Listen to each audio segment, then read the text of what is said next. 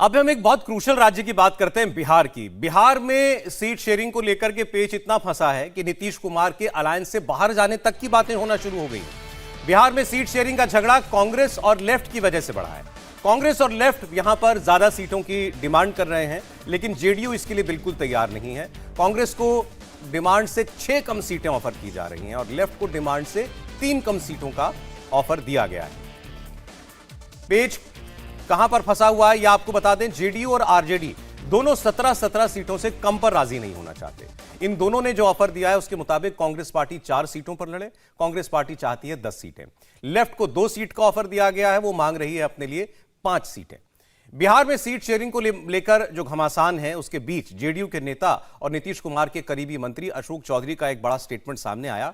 अशोक चौधरी ने जेडीयू के दावों पर स्थिति को स्पष्ट करते हुए कहा कि पिछले चुनाव में जेडीयू 17 सीटों पर लड़ी, 16 सीटें जीती, 1 सीट बहुत कम मार्जिन से वो हार गई थी, इसलिए 17 सीटों पर उसका दावा मजबूत है। अशोक जी, सीट शेयरिंग को लेकर लगातार बातचीत चल रही है अलग अलग गठबंधनों में। महागठबंधन में जेडीयू कितनी सीट चाहती है? ये तो भाई हमारे जो सीनियर लीडर हैं उन्होंने कहा ही है कि हम 16 पर जीते हुए हैं और 17 लड़े थे। और बाकी तो जो लोग बैठे हैं हमारे पार्टी के शीर्षस्थ नेता, जब गठबंधन की राजनीति होती है तो सब लोग बैठते हैं और उसका रास्ता निकालते हैं। क्योंकि सीपीआई, सीपीएम, कांग्रेस सबको ही अपना अपना दावा करा, इसलिए विजेंद्र यादव ने भी कहा कि हाँ भाई, हमको 16 सीटों पर हम जीते हुए हैं और एक सीट पर बहुत कम मार्जिन से हम हारे हैं। 17 सीट तो हमारा है ही है। जेडीयू की तरफ से लगातार ये कहा जा रहा है कि 17 सीटों से कम हमें मंजूर नहीं होगा। ये कहने का क्या आधार है? नहीं, मंजूर नहीं होगा। उन्होंने कहा कि हम 17 सीटों पर लड़ना है, हमें 17 सीट हमारी है। तो उस पर क्योंकि सीपीआई, सीपीएम सब लोगों ने कहा, तो इसलिए जनता दल यूनाइटेड ने भी कहा है कि तो सब लोग बैठेंगे, मिल बांट करके बैठ करके रास्ता निकलेगा, कोई ना कोई रास्ता निकलेगा। कई दलों को ये भी लगता है कि जेडीयू की स्थिति पहले जैसी है नहीं, तो फिर पहले वाले आंकड़े की बात क्यों कही जाती? वो सब कोई अपना अपने तरीके से अपने अपने सीटों के लिए, अपनी सीटों को बढ़ाने के लिए हर एक पॉलिटिकल पार्टी प्रयास करता है। अभी तो देखना है कि किसका जनाधार है, किसके वोट बैंक से किसको फ़ायदा होगा, क्या होगा। वो तो परिस्थितियाँ, जो लोग बैठेंगे वो लोग आर्गूमेंट करेंगे, बैठ के बात करेंगे। नीतीश कुमार को लेकर आप लोग ये कहते हैं कि उनका पलड़ा, वो जिधर रहेंगे पलड़ा उसकी तरफ भारी रहेगा। ये मतलब जो वही हुआ है ना कि नीतीश जी क्योंकि कोई जात पात और धर्म की राजनीति तो करते नहीं हैं। इन्होंने डिलीवर करके लोगों के दिल में अपनी जगह बनाई है। तो नेचुरली नीतीश कुमार के प्रति लोगों में आस्था है, नीतीश कुमार के प्रति लोग को भरोसा है कि नीतीश जी के लीडरशिप में बिहार महफूज है, बिहार आगे बढ़ता है। Bihar, he is a progressive thought of leader, he always thought about development of Bihar. तो नेचुरली उनके ऊपर कॉन्फिडेंस लोगों को ज़्यादा है, इसलिए लोग उन पर भरोसा करते हैं। नीतीश कुमार के मंत्री कह रहे हैं कि लोगों की उनमें आस्था है, लेकिन कहीं नीतीश कुमार की खुद की आस्था तो नहीं डोल रही है। ये सवाल फिर क्यों एक बार उठा, मैं आपको बताता हूं। दरअसल इन चर्चाओं को हवा मिली प्रधानमंत्री नरेंद्र मोदी की आज जो एक रैली प्रस्तावित थी, वो रैली रद्द होने के बाद कुछ दिनों पहले ही अनाउंसमेंट किया गया कि आज जो रैली प्रधानमंत्री की होनी है वो नहीं होगी। हालांकि इसको बीजेपी के नेता कोई बहुत बड़ी बात नहीं बता रहे हैं, इसके पीछे और तमाम तर्क दिए जा रहे हैं। लेकिन आप अगर देखें बीजेपी के अंदर जिस तरीके से काम होता है, और वो भी प्रधानमंत्री का अगर कोई कार्यक्रम लगा हो, तो यूं आसानी से उसका टल जाना, उसका रद्द हो जाना, ये इतनी सामान्य घटना भी नहीं है। इसको लेकर के एक बार फिर से कयासों का बाजार जो है वो दौड़ने लगा कि क्या ऐसा तो नहीं कि शायद कोई स्पेस देना चाहते हैं नीतीश कुमार को प्रधानमंत्री। अगर वो रैली करेंगे तो जाहिर है नीतीश कुमार पर तो बोलेंगे, बिहार की सरकार पर बोलेंगे। तो क्या आज की रैली रद्द करके थोड़ा ब्रीदिंग स्पेस नीतीश कुमार को दिया गया है? क्या दोनों पार्टियों के बीच में फिर से कुछ पक रहा है? क्या नीतीश कुमार इतने नाराज हो गए कि अब गठबंधन में उनका रहना नामुमकिन सा हो गया है? देवेंद्र, बहुत सारे सवाल हैं। बिल्कुल सौरभ, और मुझे याद नहीं है कि प्रधानमंत्री नरेंद्र मोदी की रैली हाल के, आप पिछले 8-9 सालों को देखें जब से वो प्रधानमंत्री बने, तो इस प्रकार से इतने शॉर्ट नोटिस पे किसी रैली को टाला गया हो तो या पोस्टपोन किया गया हो, ऐसा मुझे याद नहीं आ रहा कि कभी ऐसा हुआ होगा। और ये हमें बताया गया कि 8 तारीख को ये तय किया गया कि 13 तारीख की ये रैली नहीं हो रही है।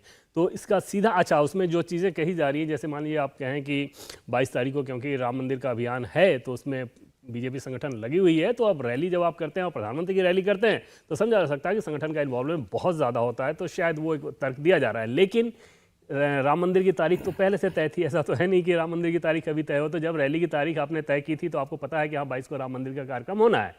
दूसरी चीज़ कि बीजेपी के राष्ट्रीय अध्यक्ष जेपी नड्डा, उनका कार्यक्रम भी बिहार में सारण में महाराजगंज में कार्यक्रम होना था, उस कार्यक्रम को भी टाल दिया गया।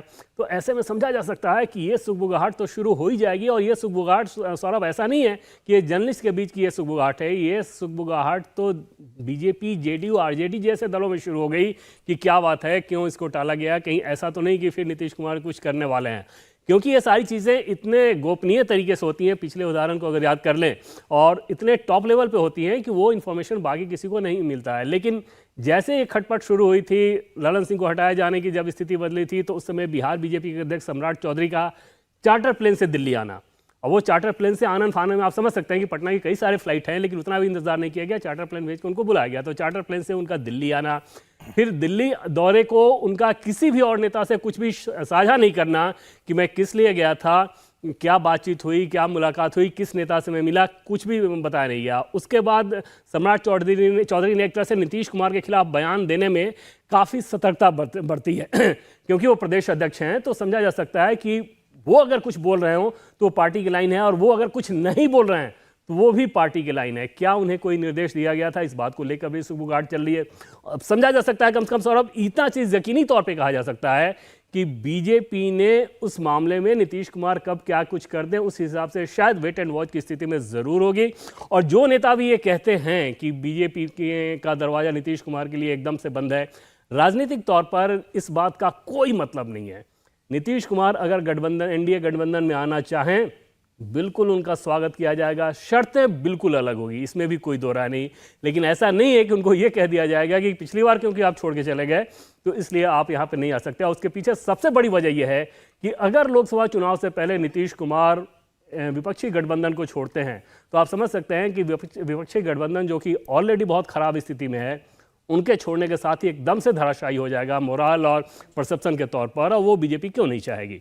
तो बस देखना यह है कि क्या नीतीश कुमार वो कदम उठाते हैं। अभी नीतीश कुमार के ऊपर पार्टी के भीतर जिन नेताओं का प्रभाव है सौरभ, उन नेताओं में जिनके आपने बयान भी सुने, और भी 3-4 नेता ऐसे हैं जिनके बारे में ये कहा जाता है कि वो आरजेडी के साथ गठबंधन को लेकर बिल्कुल भी कंफर्टेबल नहीं है। वो चाहते हैं कि बीजेपी के साथ गठबंधन रहे। नीतीश कुमार की छवि, उस सरकार की छवि को यही सूट करता है। और इतनी सारी चीज़ें अगर हैं तो निश्चित तौर पर एक दिलचस्पी का तो इंतजार रहेगा कि क्या नीतीश कुमार फिर से पाला बदलने वाले हैं। 2-2 रैलियों का, 2-2 कार्यक्रमों का आगे टाला जाना, उस सुगबुगाहट को उसने जन्म जरूर दिया है।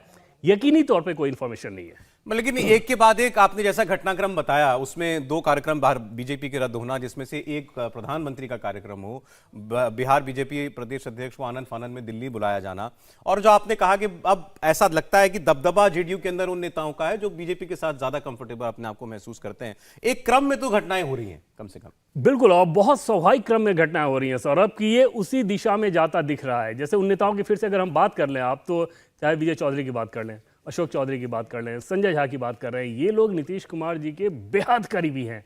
और अभी ललन सिंह के राष्ट्रीय अध्यक्ष हटने के बाद, ललन सिंह आरजेडी के बहुत ज़्यादा शुभचिंतक बताए जाते रहे, जेडीयू के भीतर भी, जेडीयू के भीतर इस बात को लेकर लगातार ये बात कही जाती थी कि पार्टी से ज़्यादा वो आरजेडी की चिंता करते हैं। तो ऐसे में अगर वो कमांडिंग पोजीशन नीतीश जी के पास वापस आ गई है तो इन नेताओं का से उसमें ज़्यादा रहेगा। और ये नेता वो हैं जो कि हमेशा से, पिछली बार जब गठबंधन टूटा था तब भी ये नेता खुश नहीं बताए जाते थे। इनका ये मानना है कि आरजेडी की जो छवि है प्रदेश में, उस छवि के साथ नीतीश कुमार की छवि मैच नहीं करती बीजेपी के साथ। भले ही बीजेपी के कुछ नेता कुछ बोले, लेकिन टॉप लीडरशिप ने नीतीश कुमार की हमेशा इज्जत रखी है और उस लिहाज से वो कदम नहीं उठाना चाहिए था। ऐसे तमाम नेता आपको जेडीयू में मिल जाएंगे जो कि इस बात को कहेंगे। और अब अगर वैसी ही स्थिति आ रही है तो ये बिल्कुल से अननेचुरल नहीं लगेगा अगर नीतीश कुमार जी एक बार फिर से पाला बदल ले। तो बिहार हमेशा की तरह एक बार फिर बड़े दिलचस्प मोड़ पर आकर खड़ा हुआ दिखाई दे रहा है।